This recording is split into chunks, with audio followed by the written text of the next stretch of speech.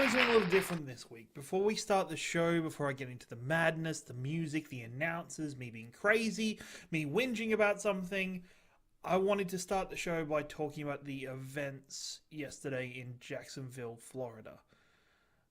What happened was a terrible, terrible incident.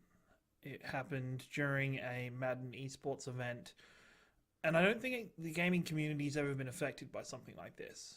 I think it's happening in a lot of other places around the world, but gaming has never been a focal point of its events. 2 people lost their lives yesterday in a shooting at this event. And it's a terrible circumstance. It's so excruciatingly frustrating that people in the world's lives can be snuffed out because of it. I just wanted to say that everybody in the Explosion Network is thinking of the people that were involved in the incident, who got caught up in the craziness and the chaos, their families who have lost loved ones, anybody who's been affected by the story and by the events that happened. Speak to somebody, look for support if you need to. Hey, tweet at us, any of us here at the Explosion Network. We're always happy to help, happy to talk. It sucks. Gaming is supposed to bring us together, not drive people apart. And I hope that it continues to bring people together, and as a community we stand together to hopefully prevent what happened at Jacksonville never to happen again. Let's get on with the show. Let's have some fun.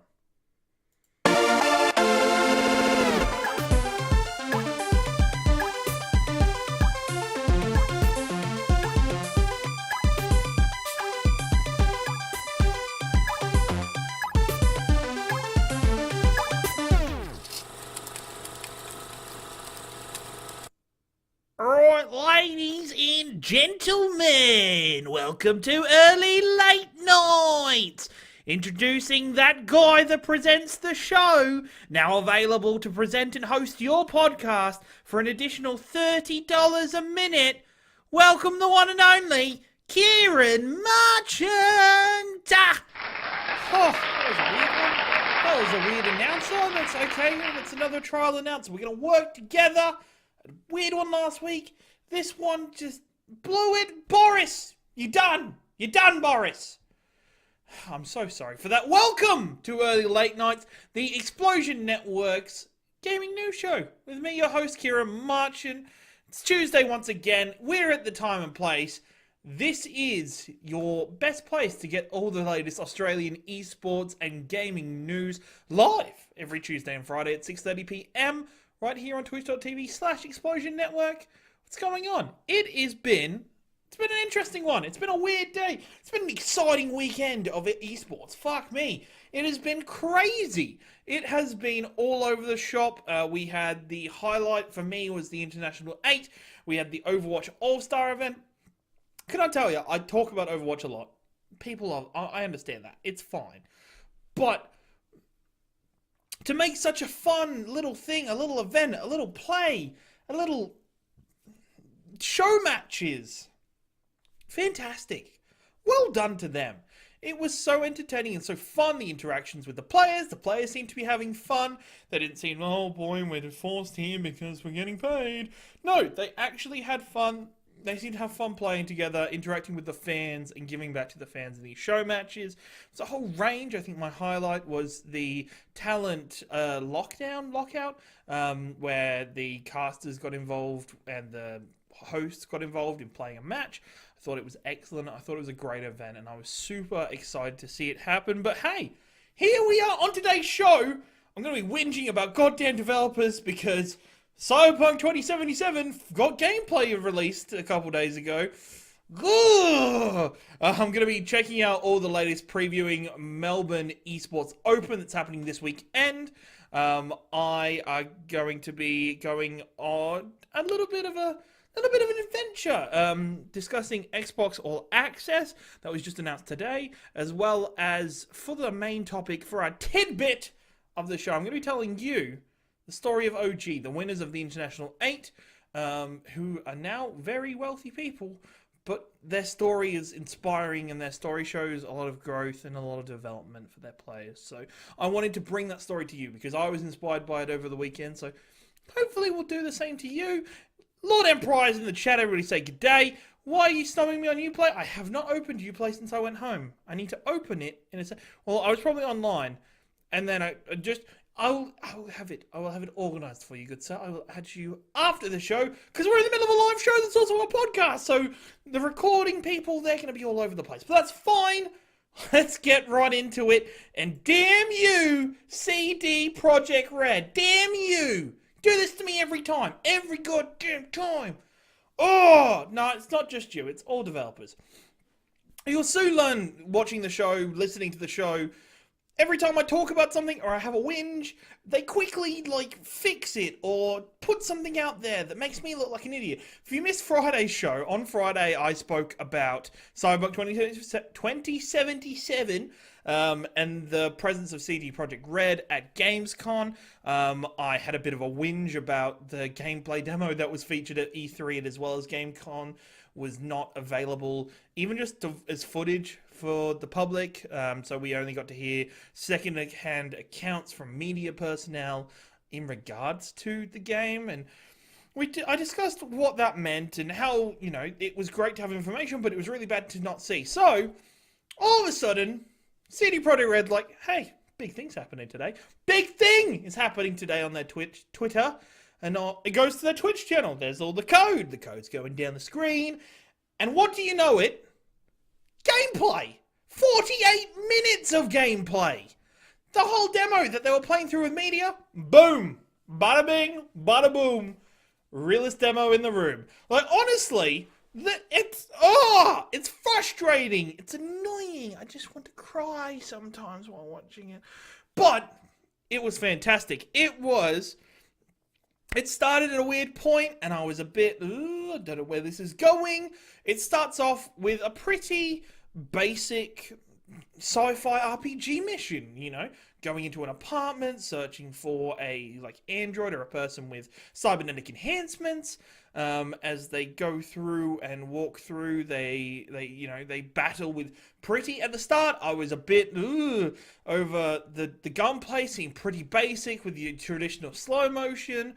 With the traditional kind of UI and everything, it was oh, okay, this looks a lot like a normal sci-fi game, okay, worrying. And then the game carried on, and it took you through the rest of a quest chain, and took you through walking through the city, driving, it took you through directly interacting with characters, the choices that people can make. You then saw advanced gameplay.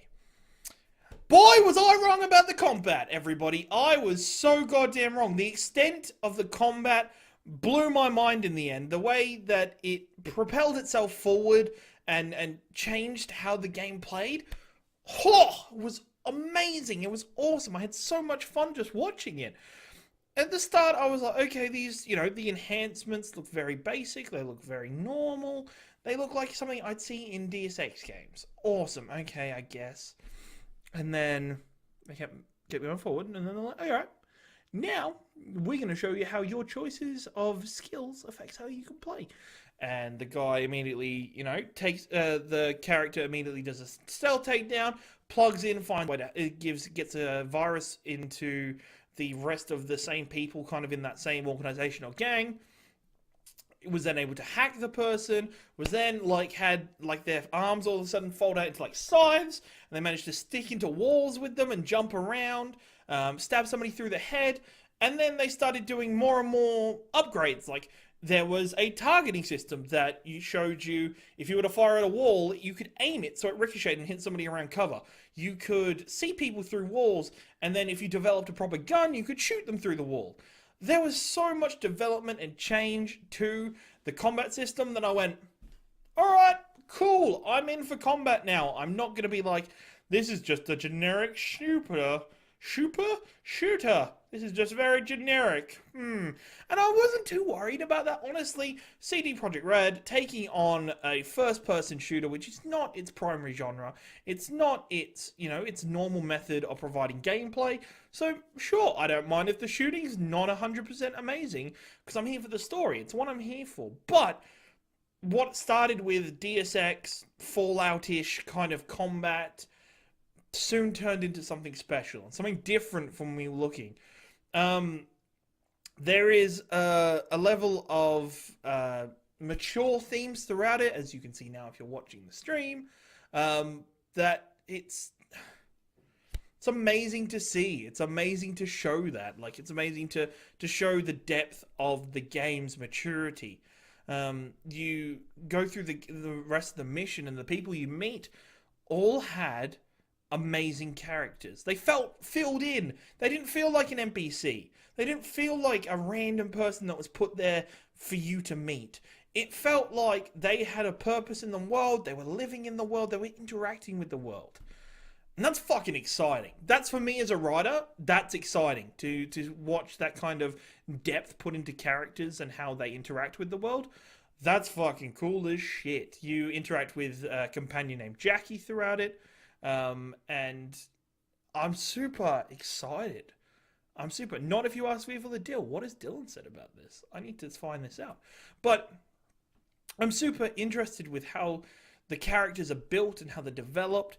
Even the world, walking through the world, I was worried. I was worried initially because I was like, oh, it's just going to be, it's just going to be like Deus Ex. I'm just going to feel like Deus Ex, this isn't going to be good. This is going to be Blade Runner, the game. But even though there were elements where I was very like, oh yeah, cool, this is a lot like it, I felt the world felt lived in. It felt like it was worth exploring and developing.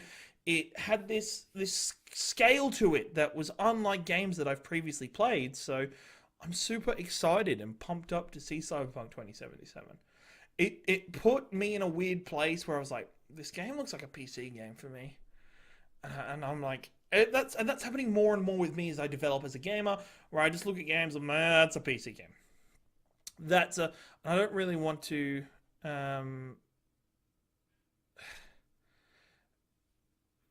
So Dylan has said if he was going into what was printed today, he'd go in expecting a bad story.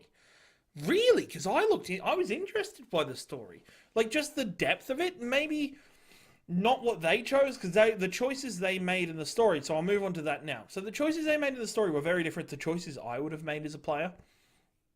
But all I could see was so many diverging paths, so many differentials throughout the whole game.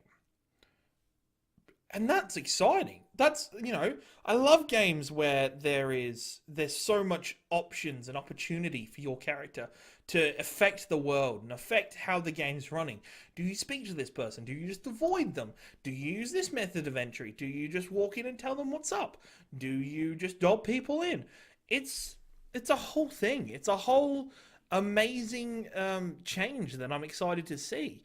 I really love CD Projekt Red's storytelling and their gameplay and their options in games always aren't just black and white. They aren't just, oh, this is the good option, this is the bad option. They have a scale of morality to them that I fucking love.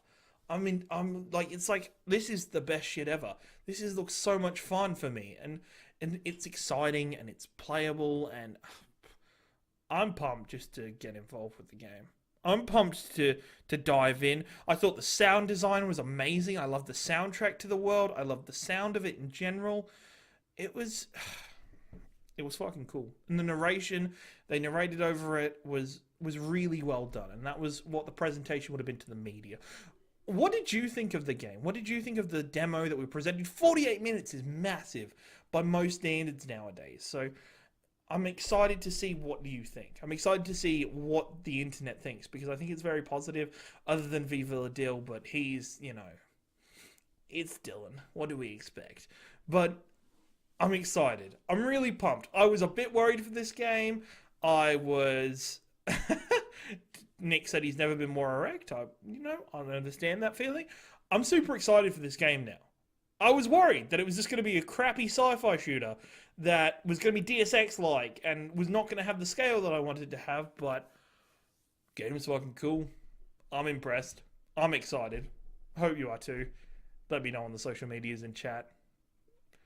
Sorry, Stacey, Ashley said. How do you feel? That's all we're here for.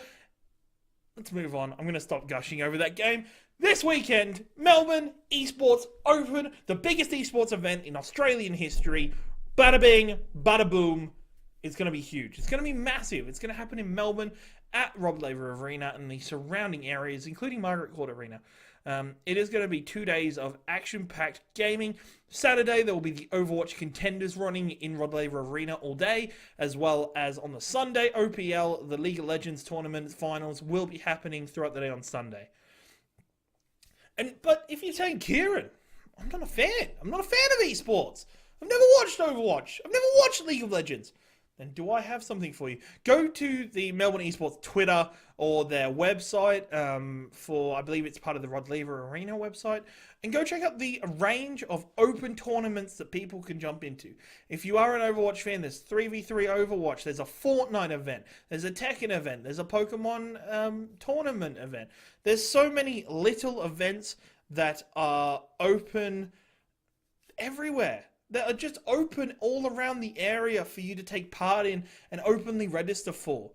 It is a perfect platform for you to express yourself as a esports member, but also to get involved in the scene, to develop yourself in the scene. It's fucking cool. It's exciting. This is your first stop. If you think I could be a Fortnite professional player, I could be a Tekken professional player, I could be a Minecraft professional player. Minecraft apparently has a tournament.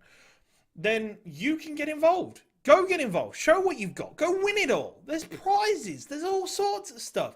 But if you're telling me, Ciaran, I don't want to go. I'm thinking about going. But I don't like playing esports and professional games. I don't want to be competitive. I like my single player games. Do you know what I'm going to tell you? You can go there, play Spider-Man a week early. Play Spyro the Reignited Trilogy a month early. Play The Division 2 early. Play other games as well as Assassin's Creed Odyssey. Not Origins is already out for a long time. Assassin's Creed Odyssey, which I'm happy to say last Assassin's Creed for like 2 years. Fuck yeah, minor point. But you can go play those games live there at the event. Go take in what you can. Go be enjoyable. Support the event. It's going to be happening for the next several years. Let's support it. Let's make it bigger and better every time. I'm fucking excited. I'm going to be there. Saturday, all day. If you're there, tweet at me. I'll tell you where I am. You can come find me. I'll give you a high five, a hug, a chest bump if you want to. Mike just rattled a lot. My apologies, everyone. But that is that when it comes to this story. But I'm super excited. It is a fantastic event and opportunity for esports in Australia. I'm a big supporter of its growth, and I'm super excited to see exactly what happens at the event, because it's going to be fucking cool. It's going to be really fun. What do you think? Are you going to be there? Let me know. Tell me in chat. Tell me on the Twitters, on the social medias. And I'll see you there if you're there. Now today it was announced a world where you could have an Xbox One X, if you're in America, sadly, $30 a month. Nothing up front. You can go in a Microsoft store right now if you're watching from America. Go over there. Go into a Microsoft store. If you don't have one, go say, hey, $20, Xbox One. $30, Xbox One X. Not only do you get the console for nothing free, you get 24 months of Xbox Live Gold. You get 24 months of Game Pass for that little price. And that's interesting that Microsoft has gone to the extent to get people involved in the console by doing a finance deal. It is 24 months. How long is the Xbox life cycle going for? Is it going to be worth it in 24 months' time? I don't know, but it's a fantastic price. It's an interesting price. And it's so weird that Microsoft is doing this now, so late in the Xbox ecosystem. You know, is this just getting involved now because, hey, let's get some more consoles out there. Let's get some more people playing on our console. And that's an interesting step. But what does this mean for the future? What does this mean going forward for Xbox? Are they going to start doing more finance plans? Are they going to start doing this internationally? Are they going to start having this instead of just initial game console sales? For me, when I look at it, it's a great deal. It's 24 months of not having to, you've got your Xbox Live Gold, you've got your Game Pass, you've got everything you need. You've got a whole bunch of games with it through Games Pass. That's always being updated, and you're able to download it. You want to play Hitman? Hitman's going to be on there. It's a whole bunch of Xbox 360 games in Games Pass, a whole bunch of Xbox One games in Games Pass. You get the Master Chief Collection through Games Pass. I'm just interested to see the future of Xbox shaped by this, because I think they've noted it's very limited. There's a limited amount of consoles available. There's a limited amount of plans that are available. Go into your Microsoft Store now and check it out if you're in America, of course. But what does this mean? Is this just a trial? Is this them dipping their toe in it, saying what kind of people, what is the acceptance rate of this if it's financial? $30 a month. You don't have to pay anything when you go in there. You have a month and then you pay $30 for the next 24 months. It's like a phone plan, but for consoles. Fuck, if Telstra start doing this, well, we'll see. We'll see how this develops, but I think a lot of things it could sway people, especially at the start of the console life cycles. Imagine the console acceptance rate if they can get people at the start of a life cycle to just, instead of whacking down $1,600, whatever, whack down this much constantly. Constant income. Hey, we'll see how it goes. We'll see how other consoles, consoles are going through an evolution. We're seeing now Nintendo Switch is going forward with more apps, more applications. You're going to be able to read comic books on the Nintendo Switch soon. Xbox is going through this metamorphosis and including this plan now. And I think it's to invest in the future and invest in their strategies going forward. Xbox are interestingly enough with their systems. With Game Pass, Game Pass is great value on its own. The Xbox Live system is probably the best online system out of all the consoles at the moment. Yeah, it's fantastic. It's really good to see. So I'm excited. I'm pumped. I think it's cool. But hey, would you get one if it was $30 a month? Exactly. I don't think it's through Microsoft directly. So you have to go to a Microsoft store first to grab it, Ashley. And I don't think, this is what I'm saying. For this one, I'm like, I don't believe, the way Xbox is talking about all future iterations of games are going to be playable. So get an Xbox One now. It's probably good for the next generation, the next 2 years. But do you save the $30? Exactly. Do you save the $30 and get the Xbox One to a little bit in a little time? It's an interesting concept, but we'll see how it pans out. We'll see if Microsoft has success with it, and see if they continue this promotion later down the track, because it could be fucking awesome. It's not through Dell. Leave Dell alone. They're not bad. Even though we just switched to HP at work. Don't tell anybody that. Don't tell anybody. Anyway, I've got a story to tell you about a little team named OG and the International 8. The International 8 was over the last 2 weeks. The group stages happened the week before. Last week's main event was fucking massive. Fucking huge. Yeah, actually. But it was a massive event. 25 or 24, just under, $1 million on the line. Winners claimed $11 million. If you were number one. If you're the best. OG did not think they were going to be that number one. And I know, well, that's a lie. OG definitely did. The rest of the community, the rest of the world looking on, no chance. People, when they started doing their predictions for the International 8, put them 18th. Last. Because OG went on a journey of rebuild. So Overwatch goes through, not Overwatch, fuck. Oh no. Dota 2 goes through periods of trading and where you can change your rosters before big events happen. And the day before, 24 hours before that lock, 2 teammates of OG, Fly and S4, Fly being a co-founder of OG, announced that they were no longer going to be playing for OG and were going to move to a rival team, EG, or Evil Geniuses. And this shook up the world. No Tail, one of the other co-founder of OG, lost a best friend, didn't know anything about this until the day, and until that point, they didn't have a team for the next couple of days. They didn't have a team to to qualify for some of the big events leading up to the International 8. And so they took it upon themselves to look within and to rebuild their roster. And they brought in Thompson, who was a previous coach of OG, and before that had never been to a LAN, had only won about $3,000 tops playing Overwatch, playing Dota 2. I need to stop thinking about Overwatch, people. Only played a couple hours of $3,000 of Dota 2. Never featured on a big team. Never been to a LAN event.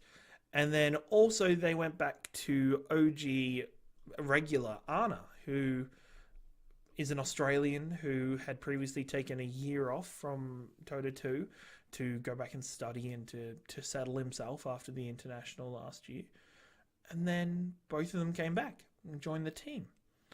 And they didn't have time to go through the qualifying events to get the points to get a direct invite. So they didn't get any group invite for the closed qualifiers. So they fought their way through open qualifiers against every other team that was trying to vie for it. And they fought through the open qualifiers. They fought through the invitationals.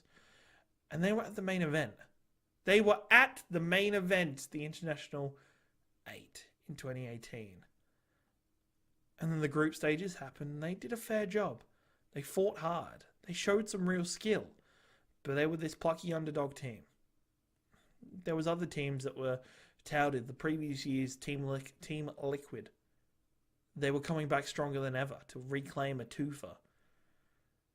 They had LGD, who looked better than ever as well and were close to claiming the prize last year. They had the legendary International Curse, where it's every other year a country of a particular nationality would be winning it. So this year was one of the Chinese or Southeast Asian teams' turn to win.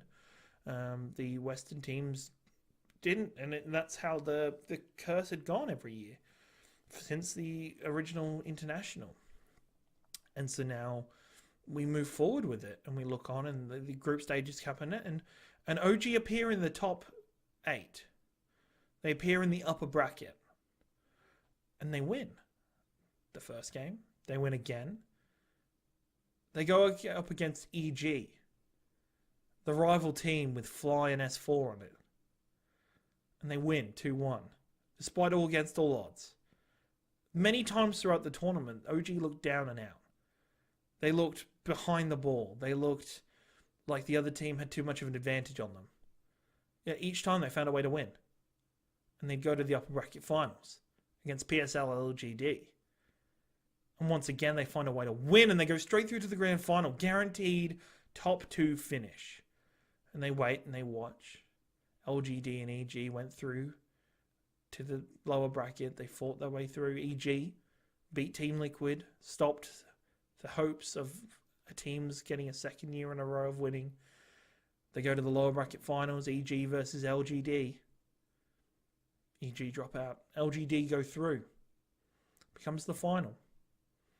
The event of the favourites of the tournament versus the underdogs.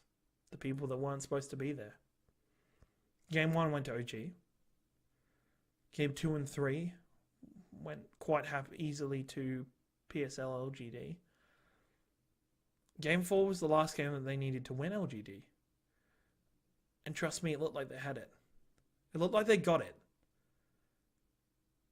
And then the OG team pulled through and smashed through the defenses and won the match. Game 5. The first time since 2013 a grand final at TI has gone to Game 5. And boy, was it a Game 5 for the memories, for the history books. They fought their way through that, once again being at a deficit.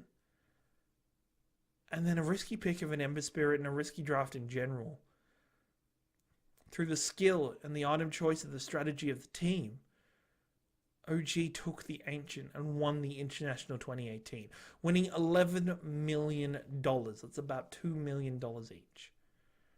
That's fucking crazy. That's ridiculous. This was a team that had only been together a couple months. The team that was a disappointment in previous events. A team that focused on their friendship and the family they'd created there. And then took the opportunities they were given and smashed them and drafted them and showed finesse. Showed an amazing change, an amazing outlook on it. And they hoisted the Aegis of the Immortals up into the air. It was a fantastic event. And to see the casters be into it, to see the crowd in Vancouver, Canada, to see everybody kind of be blown away by this story was pretty amazing. And this is why I love esports. It's the same, it's similar to sports, the stories. They're worth telling. I hope you guys watch some esports and you have these stories to tell and think back of and be inspired by. It's a fantastic event. Thank you very much for joining me for Early Late Nights, episode 45, right here on twitch.tv/Explosion Network, where I'm going to be here live every Tuesday and Friday at 6:30 PM to give you the latest gaming and esports news. If you can't make it live, that's perfectly fine. Check us out, explosionnetwork.com. Also on all good podcasts services and youtube.com/Explosion Network at 7 o'clock on Wednesdays and Saturdays, where the VOD or the audio of the podcast go live. So you can dissect and revel in my voice for as long as you want. It's all yours. Pause it, rewind it, listen to it again. It's a fantastic event. I really appreciate you joining me tonight. If you stop by explosionnetwork.com, please check out our page for Games Done Slow, where we will be doing a 24-hour charity stream for the Checkpoint charity organization who work with mental health and specifically youths with mental health problems. We're going to be raising enough money. Check out the website, see what goals we do. If you want to see Early Late Nights live from PAX Australia this year, check it out. Stay safe, support each other, love each other. It's time to go play some Overwatch, people. I'll see you next time.